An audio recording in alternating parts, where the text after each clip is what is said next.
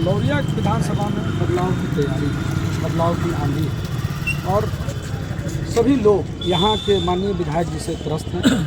उन्होंने कभी विकास पे बात नहीं किया, वो कभी जनता से मिलते नहीं हैं या कोई भी उनके पास रोड मैप नहीं रहा 15 सालों में जिससे कि जनता को उसका फ़ायदा मिले। तो लोग जो हैं वो त्रस्त हैं और बदलाव की तैयारी में।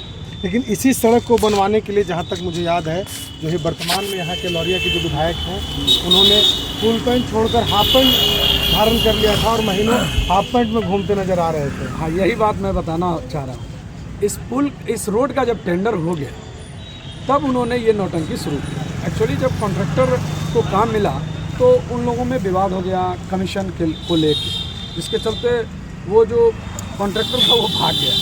जब काम अलॉट हो गया, सब चीज़ हो गया, तो यहाँ अभी कमीशन खोरी का अड्डा बनाए हुए चंपारण के जो माननीय लोग हैं, कुछ लोग मिल के कमीशन खोरी, जैसे बिना चढ़ावा चढ़े कॉन्ट्रैक्टर चंपारण में काम नहीं करते, तो उसमें मिस हैंडलिंग हो गया। वो कॉन्ट्रैक्टर अड़ियल हो गया, वो पैसा देने के लिए तैयार नहीं। इसके चलते काम कलाकार भी हैं, बड़े कलाकार हैं विनय बिहारी, जिनके खिलाफ आप चुनावी मैदान में गीत भी लिखते हैं। नहीं, हम लोगों के बड़े भाई हैं, हम चाह रहे हैं कलाकार हैं तो मुंबई में जाकर काम करें और हमारे बिहार का नाम करें। लौरिया को क्यों बदनाम कर रहे हैं? लौरिया को मतलब विकास से कोसों दूर जो भेज रहे हैं उससे हमको तकलीफ है। हम चाह रहे हैं कलाकार हैं वो मुंबई में जाके काम करें और अपनी कला का प्रदर्शन वहाँ करें। यहाँ ज़बरदस्ती सीट छींक लिए हैं और न काम कर रहे हैं न किसी को करने दे रहे हैं। जैसे यदि उनका कोई विरोधी मुखिया होगा या उनकी वाइफ के विरुद्ध जो चुनाव लड़ा था मच्छरगांवा नगर पंचायत का अध्यक्ष जो है अभी, तो उनकी वाइफ 4 नंबर पे थी जो नगर पंचायत का चुनाव लड़ी थी।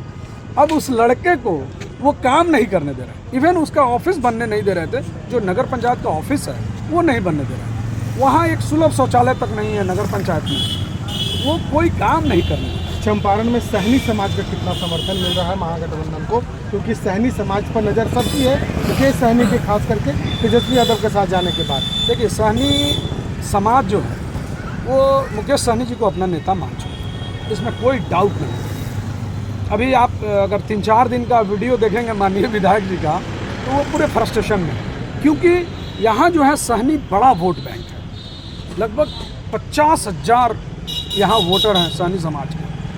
ये पूरी तरह सरक गए हैं भाजपा से। अब वो कितनों माथा पटक रहे हैं, उसमें से एक आदमी सुनने के लिए तैयार नहीं।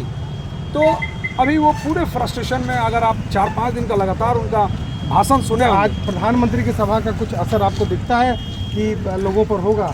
देखिए, एकदम नहीं दिखेगा। कारण है, आप बात समझिए कि प्रधानमंत्री जी की सभा का असर होता जब एमपी का चुनाव होता है। नो डाउट, जब एमपी का चुनाव होता है तो प्रधानमंत्री को चुनना होता है, तो उसमें लोग प्रधानमंत्री के पक्ष की बात करते हैं। लेकिन यहाँ बिहार का चुनाव है, भाजपा ने किसी को भी अपना नेता यहाँ नहीं बनाया है। जैसे सम्राट चौधरी पे जितना भ्रष्टाचार का आरोप लगा है, जो दिलीप जायसवाल जी पे जितना भ्रष्टाचार का आरोप लगा, तो यहाँ के बीजेपी के जो टॉप नेता हैं उन पे तो ऑलरेडी प्रशांत किशोर जी ने भ्रष्टाचार का इतना आरोप लगा दिया है कि वो लोग बैकफुट पे आ गए हैं और भ्रष्टाचार पे बात करने के लिए उनके पास कोई ये नहीं है। अब है बिहार का चुनाव है, आप समझ रहे हैं कि बिहार के मुख्यमंत्री अचेता अवस्था में, ये सरकार अफसर चला रहे हैं, अफसरों का गैंग चला रहा है, एक ग्रुप चला रहा है, जिसके कारण पूरी तरह अफसरशाही हावी हो गया।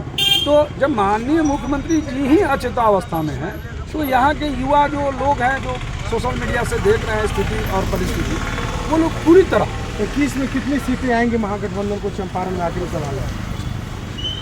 हमको लग रहा है कि 60%। तो बिल्कुल एक और प्रधानमंत्री की